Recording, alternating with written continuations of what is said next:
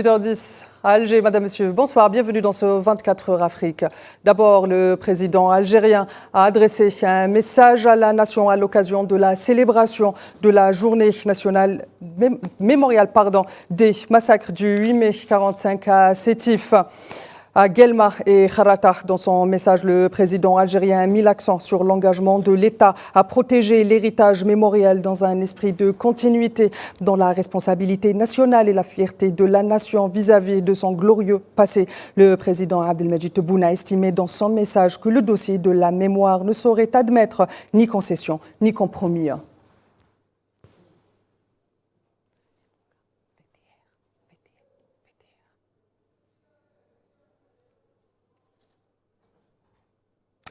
Alors que le monde en 1945 célébrait la fin de la tyrannie nazie, mais aussi la fin de la domination et que les peuples en Europe ponçaient leurs plaies, rêvant d'un monde où la haine, l'occupation serait une page tournée pour l'humanité. Dans le même moment, l'administration coloniale française se donnait sans foi ni loi au massacre d'Algériens qui revendiquaient leur indépendance. En moins, 45 000 Algériens sont tombés en martyrs ce jour-là. 79 ans plus tard, le pays libre, indépendant et souverain, fidèle au serment de novembre, refuse de marchander avec sa mémoire. C'est un sujet signé Imen Meret. 8 mai 45, une date, une histoire, une mémoire. Les Algériens commémorent la journée de la mémoire, rendant hommage aux victimes des massacres perpétrés par la France coloniale, qui, à travers des manifestations ayant marqué l'histoire, revendiquaient un certain 8 mai 45 leur indépendance. Face à une répression meurtrière, d'une violence sans précédent, plus de 45 000 Algériens sont tombés en martyrs, notamment à Sétif, Guelma, Kharata et d'autres villes d'Algérie. La pléthore des massacres a dépassé les frontières de l'Algérie en embrasant la métropole française ainsi que l'outre-mer.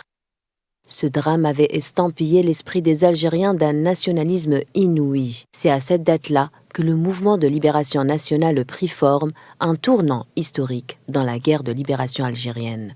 Le président Abdelmadjid Tebboune a d'ailleurs salué le courage indomptable du peuple algérien lors de ces épreuves, évoquant les exploits héroïques à Sétif, Guelma, Kharata et Ain Timouchent, mettant en lumière la résilience face à l'oppression coloniale. Le chef de l'État a condamné les crimes contre l'humanité commis par le colonisateur, soulignant l'ampleur des sacrifices consentis par le peuple algérien. Un seul héros, le peuple, les massacres du 8 mai 45 resteront gravés dans la mémoire collective du peuple algérien, une date qui marquera à tout jamais le tournant de l'histoire du pays, face aux mensonges éhontés d'une France coloniale qui, pour embrigader les vaillants Algériens aux côtés de tirailleurs africains aux premières lignes d'une guerre de tranchées face au projet de l'Allemagne nazie, leur avait promis une indépendance qu'ils avaient décidé d'arracher eux-mêmes au prix du sang d'1,5 million de martyrs au terme d'une révolution qui a forcé l'admiration du monde entier.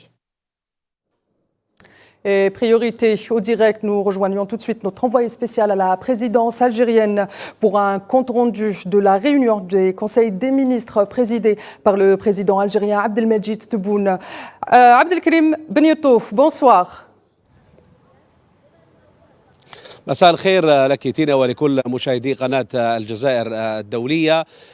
ملخص هذا أو ما رشح إلى الآن من اجتماع مجلس وزراء اليوم، ربما الخبر الأول يتعلق بمنح المتقاعدين، وهو الخبر الذي أعلن عنه رئيس الجمهورية في ذكرى الاحتفال بيوم العمال في 8 من مايو، والمتعلق بزيادات في الأجور أو في منح ومعاشات المتقاعدين تصل بين 10 إلى 15% في هذا اجتماع مجلس الوزراء. أكد الرئيس أن هذا القرار نابع من تقدير الدولة لجهود من أدوا عملهم على مدار السنوات، وهو تقدير واحترام لهذه السنوات من الخدمة، وأيضا بما يساعدهم على تحسين مستواهم المعيشي. أيضا من القرارات التي اتخذت أو من التوجيهات التي كانت في اجتماع مجلس وزراء اليوم هو ما وجه به رئيس الجمهورية لوزير وزير الصحة أو قبل ذلك بخصوص القوانين الأساسية والأنظمة التعويضية للأسلاك الطبية وشبه الطبية. في هذا الخصوص اجتماع مجلس الوزراء وافق على مشاريع هذه القوانين، كما وجه الرئيس وزير الصحة بإعداد قوانين ونصوص قانونية للتكفل بهذا السلك الهام وهذا القطاع الهام. أيضا بخصوص الفوائد البنكية كلف الرئيس وزير المالية بالتنسيق مع البنك المركزي وجمعية البنوك والمؤسسات المالية بمراجعة الفوائد المرتفعة، والذي أكد مجلس الوزراء أنها تتنافى وسياسة الاستثمار وقانون الاستثمار والتشجيع على الاستثمار في الجزائر. ربما كان هذا أهم ما رشح في اجتماع مجلس الوزراء اليوم، على أن تكون هناك تفاصيل أكثر في مواعيدنا الإخبارية اللاحقة. Très bien, merci Karim Benito. Je rappelle que vous êtes notre envoyé spécial à la présidence algérienne et coopération afro-africaine. Un protocole cadre de coopération parlementaire a été signé lundi à Alger entre l'Assemblée populaire algérienne et l'Assemblée nationale de la République du Congo, indique un communiqué de l'ANP. Ce protocole a été signé par le président de l'APN, Brahim Bourali, et le président de l'Assemblée nationale de la République du Congo, Isidore Mouva. Précise le communiqué, ce protocole permettra notamment d'échanger des documents et des textes juridiques en vigueur dans les deux pays, qu'organiser des forums de session, de formation, des conférences et tenir des rencontres régulières entre les deux présidents des deux assemblées ou les délégations participant à différentes forats, et au même titre procéder régulièrement à des échanges de vues autour des grandes questions sur la scène internationale, ainsi que les meilleures pratiques sur la gestion administrative, technique et financière au sein du groupe parlementaire d'amitié, ajoute la même source. Nous avons eu un échange de plus intéressant où nous avons eu à constater une communauté de vues sur toutes les questions que nous avons dû aborder, que ce soit ce qui concerne les rapports entre les deux chambres, c'est-à-dire l'Assemblée du Congo et l'Assemblée populaire nationale de l'Algérie. On a fait le tour, n'est-ce pas, de la situation politique dans le monde. Parce que, comme tout le monde constate aujourd'hui, le monde est de plus en plus incertain. Nous sommes des forces de paix parce que nos deux chefs d'État, le président Denis Sassou Nguesso et le président Tebboune, c'est des hommes de paix et qui se battent corps et âme, en tout cas vent debout, pour que dans certaines parties de notre continent, parce que je fais allusion déjà, vous avez compris, à la Libye, où le président Sassou et le président Tebboune, mano à mano, se battent pour que le peuple libyen reconnaisse la paix. L'Union africaine et la République du Kenya organisent un sommet consacré à la santé des sols et aux engrais du 7 au 9 mai 2024 à Nairobi. Ce sommet délibérera sur les récents déclins généralisés de la qualité des sols des terres agricoles en Afrique, indique l'Union africaine. À cette occasion, le ministre algérien de l'Agriculture et du Développement rural, Youssef Sharfa, prend part ce mardi en tant que représentant du président de la République algérienne, Abdelmajid Tebboune, aux travaux du dit sommet, a fait savoir un communiqué du ministère. La rencontre vise notamment à rassembler toutes les parties et les acteurs concernés pour mettre en évidence le rôle des engrais et de la santé des sols dans la simulation d'une croissance durable et favorable à l'agriculture en Afrique. Il s'inscrit par ailleurs en application de la décision du 37e symposium des chefs de gouvernement de l'Union africaine tenu à Addis Abeba les 17 et 18 février 2024. La chef de gouvernement italien Giorgia Meloni a entamé aujourd'hui une Libye en une visite officielle axée sur la coopération bilatérale où elle s'est entretenue dès son arrivée avec le chef du gouvernement de l'unité nationale Abdelhamid Dbeibah. À noter que cette visite est la deuxième du genre que Giorgia Meloni effectue en Libye depuis son arrivée au pouvoir. Et à cette occasion, les ministres accompagnant Meloni signeront des accords d'intention avec leurs homologues libyens sur des projets de coopération dans le domaine de la santé, de l'enseignement, de la recherche et de la jeunesse et des sports.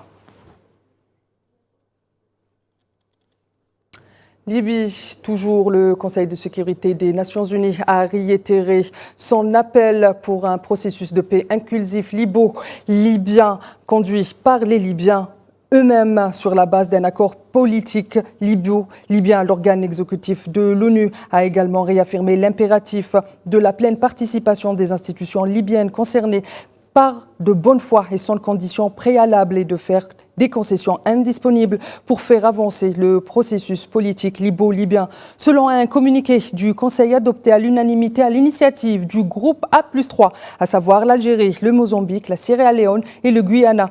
Et en dehors de ce groupe, le Royaume-Uni, appelant la communauté internationale à apporter son soutien total au processus politique en Libye, avant de réitérer le rappel au retrait sans délai de toutes les forces étrangères, des combattants étrangers et des mercenaires de Libye, conformément aux dispositions de l'accord de cessez-le-feu et des résolutions onusiennes.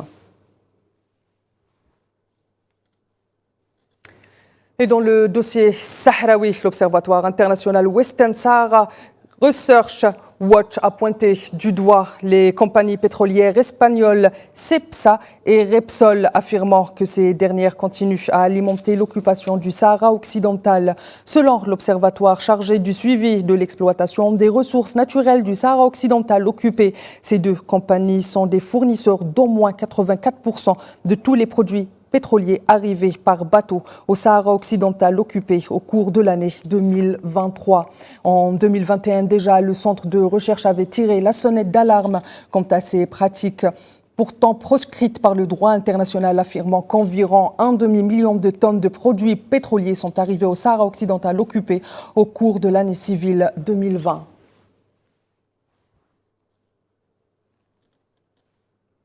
Et par ailleurs, la mobilisation internationale en faveur de la cause sahraoui se poursuit. C'est dans ce sillage que les universités d'Espagne s'organisent et se mobilisent pour la tenue d'un forum, plus précisément à l'université de Saint-Sébastien au nord de l'Espagne, les 9 et 10 mai courants, sur un congrès international consacré donc au Sahara occidental, au cours duquel des chercheurs d'une dizaine d'universités européennes évoqueront les questions liées aux droits du peuple sahraoui, à sa lutte pour son indépendance et contre le colonialisme. Les animateurs de ce congrès aborderont entre autres les questions liées au pillage des ressources naturelles du Sahara occidental et des droits humains du peuple sahraoui.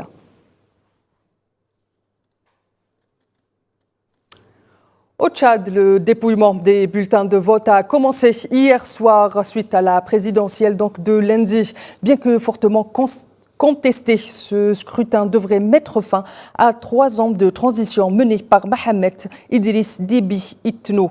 Pour rappel, le 6 mai en cours, quelques 8 millions d'électeurs tchadiens se sont donc rendus aux urnes pour désigner celui qui dirigera le pays pendant les 5 prochaines années. Les deux favoris sont pour le moment le général Mohamed Idriss Déby, qui dirige la transition suite à la mort de son père Idriss Déby, et son premier ministre Succès Massara.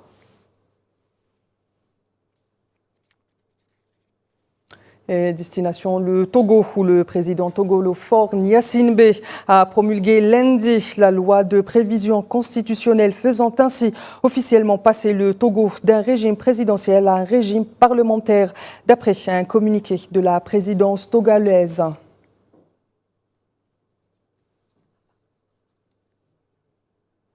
Mesdames, Messieurs, c'est ainsi que s'achève ce 24 heures Afrique. Votre prochain rendez-vous de l'information, c'est pour le journal de la rédaction, présenté par Kherdine Batache. Quant à moi, je vous donne rendez-vous demain à la même heure. Et d'ici là, prenez soin de vous.